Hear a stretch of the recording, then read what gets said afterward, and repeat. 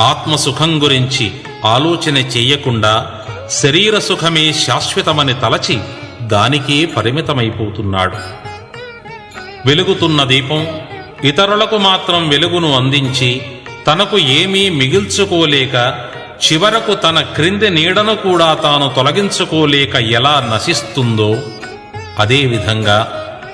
శరీరంలో ప్రవేశించిన జీవుడు కూడా తన భర్త లేదా భార్య,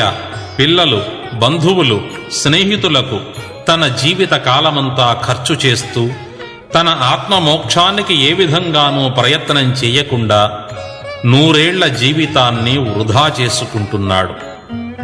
తన బిడ్డల కోసం కండలు కరిగించి కష్టించి ధనము ఆస్తులు సంపాదించి ఇచ్చి చివరకు తన శరీరం ముసలితనంతో శిథిలమైనప్పుడు, తనవారే తనను ఆదరించకపోయినప్పుడు